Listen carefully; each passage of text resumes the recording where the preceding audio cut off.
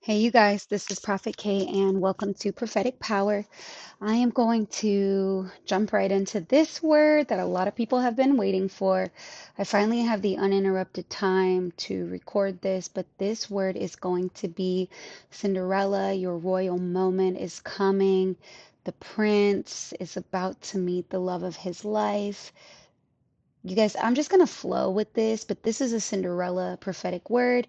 It's not just about for my women, but this is also about my brothers as well. You guys, it can go both ways, but the Lord has been giving me a lot of revelation on royal marriages, which we are the sons and daughters of the King.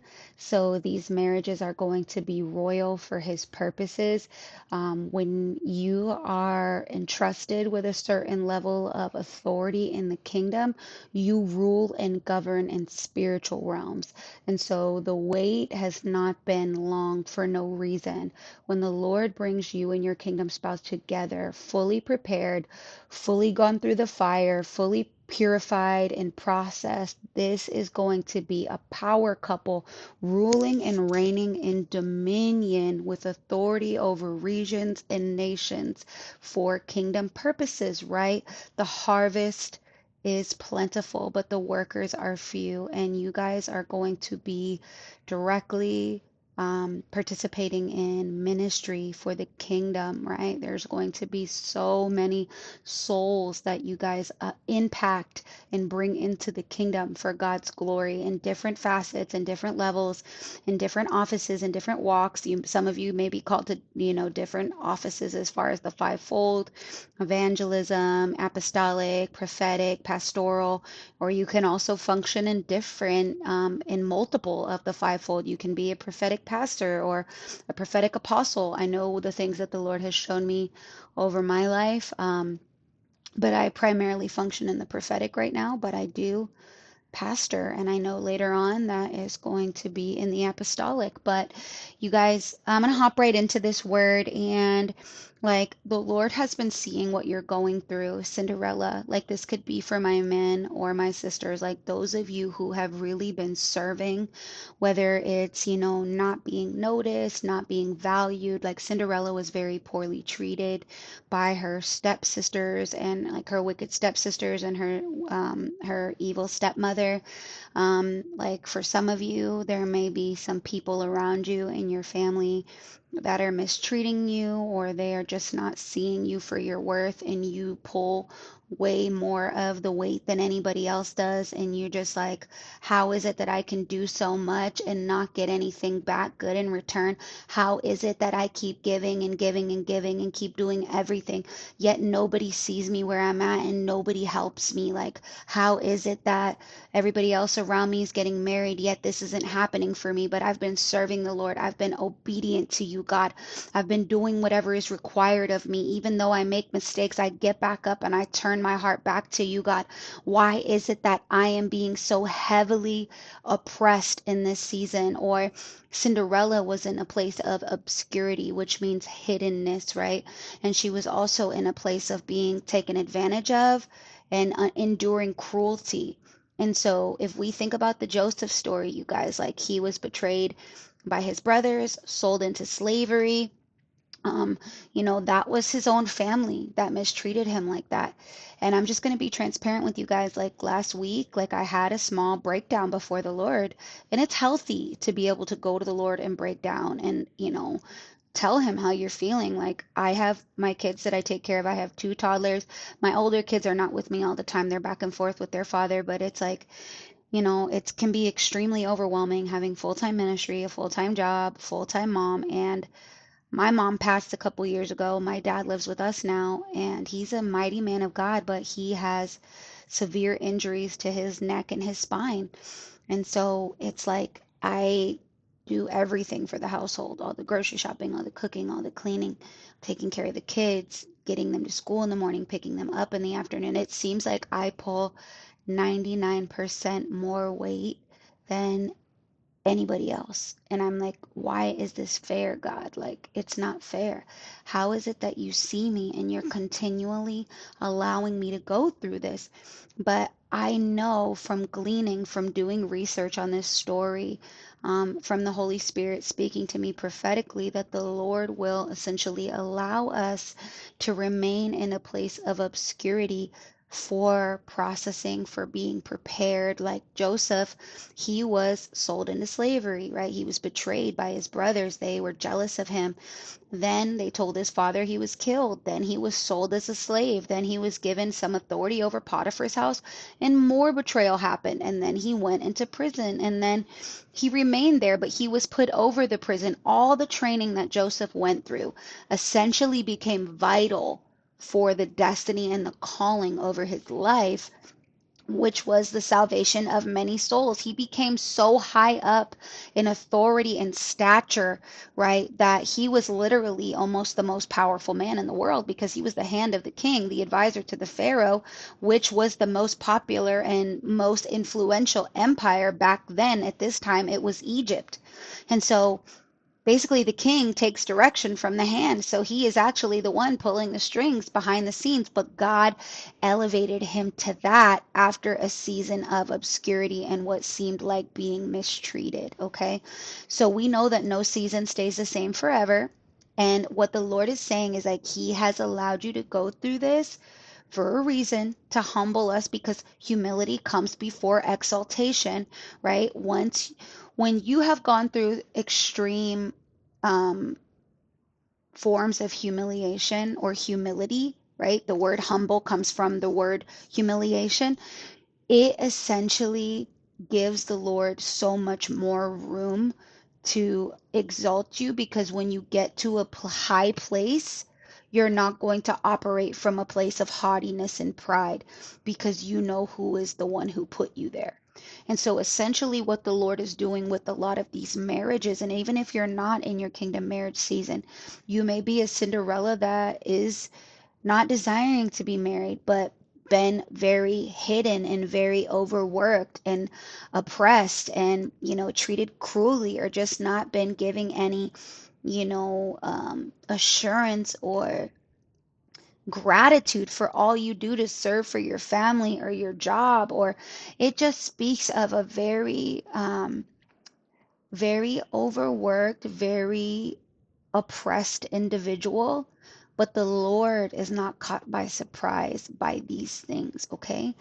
This story turns into such a beautiful story of victory over opposition. And for some of you, the enemy may be running rampant in your life right now. Like there may be so much opposition that you're going through, so much attack. Like I was looking back to the Cinderella story, and she ends up getting permission to go to the ball and makes this beautiful dress, and she is just utterly broken when things don't go the way that she thought that they were supposed to.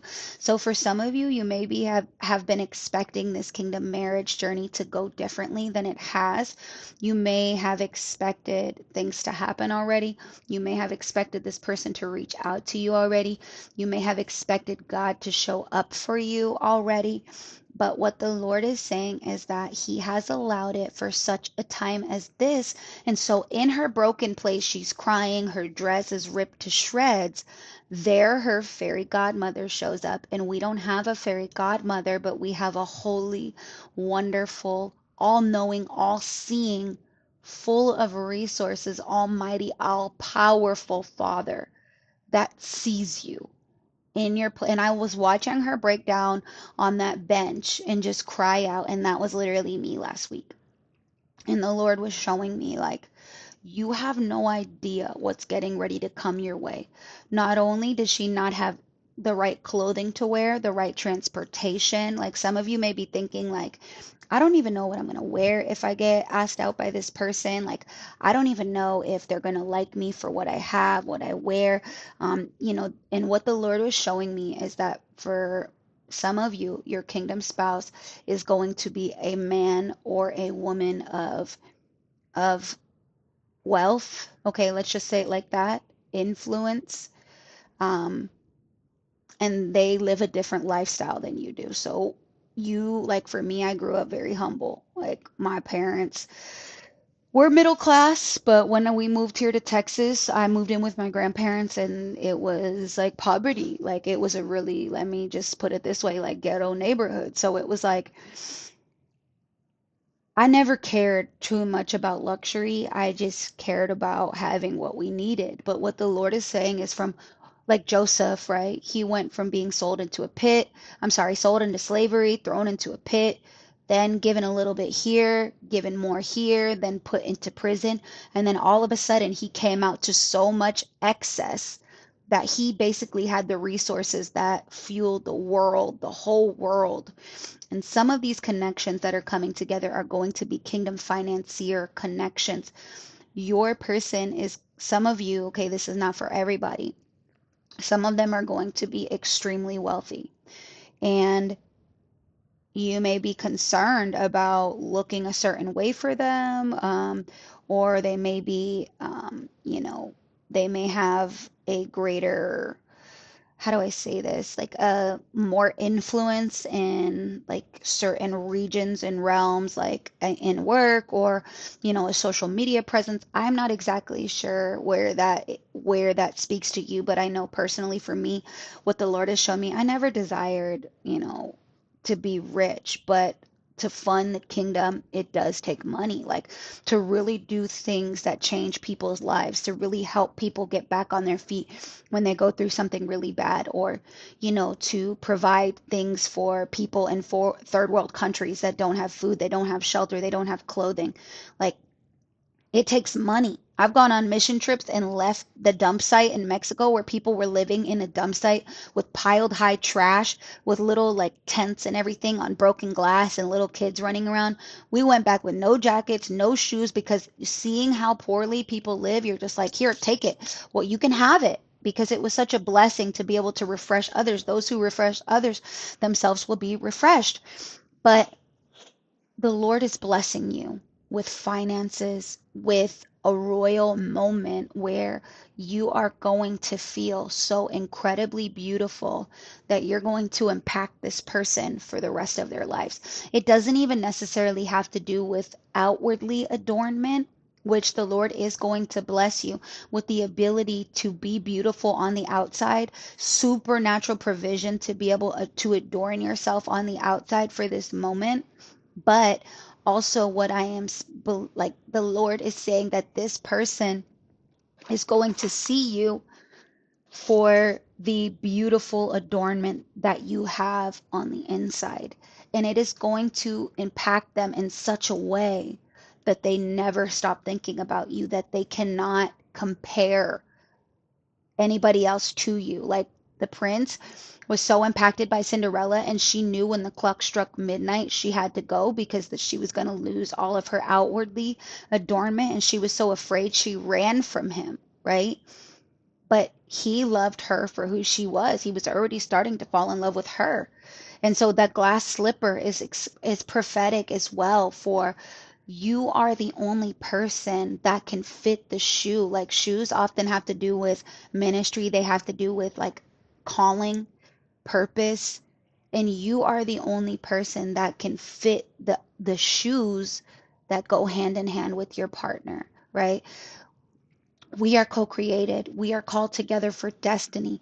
Not everybody is going to be able to walk with you or your partner. That may be why you guys have gone through so many failed relationships previously, because you guys were never supposed to be with other people. So as many other times, or as many times as you may have tried to put the shoe on somebody else's foot, you may have tried to make them your Prince Charming, or you may have tried to make them your Cinderella, your wife, your husband. It never fits. It never lasts.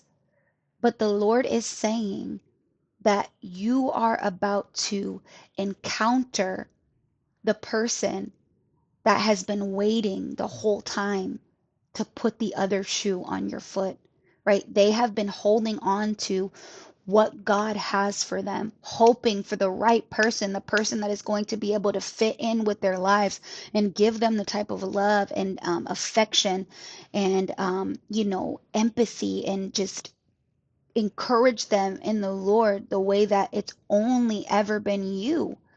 And finally, that glass slipper is about to fit your foot, and they are going to see, wow, here is my Cinderella, and your royal moment of having, and this is another thing, like this ball in is prophetic to the invitation that you're going to get from your kingdom spouse. Like that encounter you're going to have with them that sparks this romantic thing is going to be one of the most amazing nights of your life, that is unforgettable. The night that you guys first have together, or maybe you've had time with them in the past, but they weren't healed enough to see you for who they truly were. And so now that season of separation is ending, and now they're finally able to see you, honor you, and value you for who you truly are.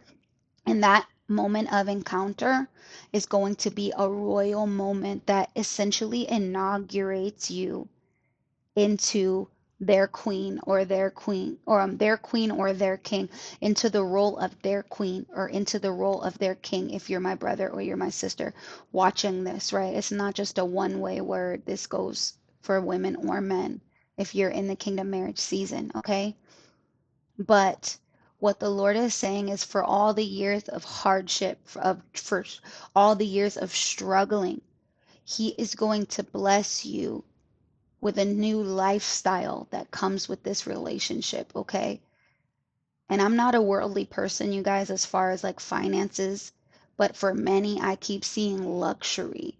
If the enemy's children are flourishing in this world financially, how much more? And you have to have spiritual eyes to see this. John 10:10 says that Jesus comes to give us life and life more abundantly. Every good gift comes from the Father above, right? Your financial situation often is directly correlated to your covenant faithfulness. And so the Lord is saying He is blessing you with a life of luxury with your partner. I'm not talking about a life of excess to where you guys are just living in crazy excess and, like worldly people, but no, Christians who truly have a heart for Jesus know how to steward luxury well without being wasteful, and still know how to help the kingdom at the same time, but also partaking in the blessings that come from that, okay? Y'all, religious spirits, don't get in the comments playing around, because you really have to have spiritual eyes to see this. And it's okay if that part's not necessarily for you. But with Boaz and Ruth, look what happened, you guys. Like, Boaz was a man of wealth. He owned all the fields. Like, back then, owning fields and owning cattle, like, that was symbolic to being rich. Boaz was a rich man. Ruth was out there gleaning in his field, which is really prophetic even to me in my situation. Like, she's getting pieces of his fields, right? Like pieces of the patches of his field. And then she ends up marrying the owner, and so it all becomes hers too. So the Lord is saying for some of you that you are marrying into royalty and wealth in the moment of the encounter, right? Where you become ingrained upon their mind, where you become unforgettable to them, is coming. And they will shake heaven and earth to make sure that they put your foot into that other slipper, you guys. I know this is a lot, but I pray that it is speaking to you. Um, there is a little bit more on this that so basically, um, there has been hindering circumstances that you may feel like has been hindering you from the manifestation of coming into contact with them, but nothing can happen without the Lord allowing it, and it's all been for a reason. So it's all about to turn around with a royal invitation where all of a sudden, like basically Cinderella's there and she's like, "Oh, I qualify, like I'm a maiden, I can go." And then she ends up catching his attention, becomes the apple of his eye, and he literally goes after her with such a heavy pursuit until he ends up getting her. In the movie, like the movie ends when I've been seeing bells everywhere, like bells. Every time I pass the Taco Bell sign, that bell on there has been speaking to me so prophetically, and I keep having visions of clock towers at midnight, When I was watching the Cinderella movie, it hit me so hard. When the clock strikes midnight, she's running away from the prince, but that is the moment when the prince pursues her with everything he has. So, midnight for me is like the Lord is saying the time is coming where he is going to chase you down until he gets you. So, the clock striking midnight, yes, is Cinderella running because she doesn't want her raggedy clothes and the pumpkin and the mouse and all that to be exposed, right? So she's running from him.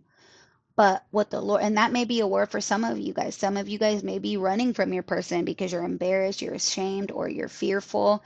But for others, the Lord is saying midnight, 12 o'clock midnight, the clock is going to strike that hour very soon where this person is about to pursue you with everything they have, okay?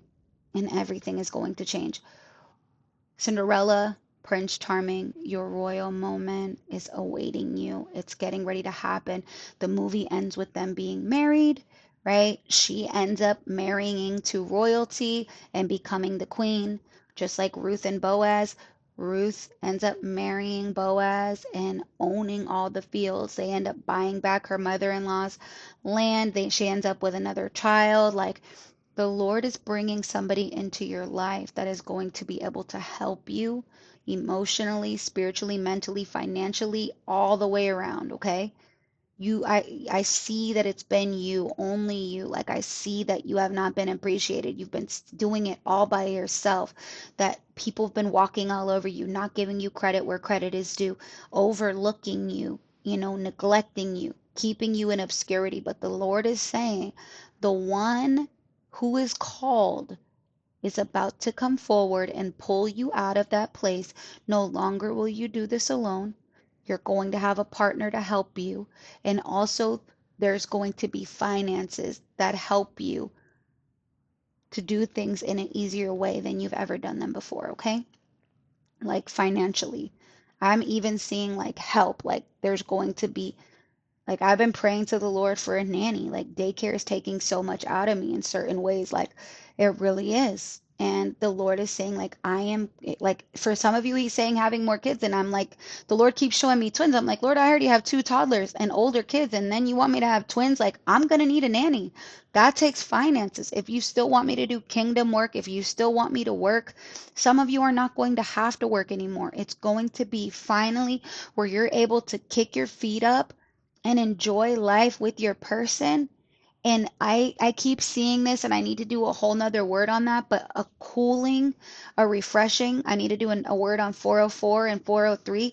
It speaks of a breathing upon, a reviving, a refreshing after a hot, scorching season. Like when you're finally able to take a breath in a cool breeze. Like last night, I was so stressed, everything. It was a lot of work dealing with the kids, work, school, everything. When I finally got everybody in bed, I laid down, I turned the fan on, and like the cool breeze was just hitting me. And I was like, oh my God, Jesus, this feels so wonderful. After like just running crazy all day. That is what is coming. It is a season of that, not just a momentary fleeting feeling, but a season of cooling down and refreshing and enjoying your new partner. It's going to be a royal moment, a moment of elevation where you're raised up above the rest because what's going to happen? It's a pinnacle, it's a zenith moment. I didn't even know what the word zenith meant until 3 days ago when the Lord was showing it to me everywhere. It's the highest point I believe that the sun can ever reach, but I need to do a word on that because there is a mountaintop moment coming in your life and it's directly correlated with your kingdom marriage, you guys. This is going to be a royal, incredible, amazing time. And if it seems like it's taking longer than it's supposed to, imagine what happened with Joseph when he deciphered the dream for the baker and the butcher or the cupbearer. Different translations say different things. He translated that dream for the Pharaoh's like royal baker and cupbearer, and it came true. And the guy got released like 2 or 3 days later. And he's like, remember me. It wasn't until 2 years later, I believe, that the moment came when the Pharaoh needed somebody to interpret a dream. And the guy remembered, oh, there was this man, Joseph, that I was in prison with. He interpreted this dream and it happened exactly the way it interpreted.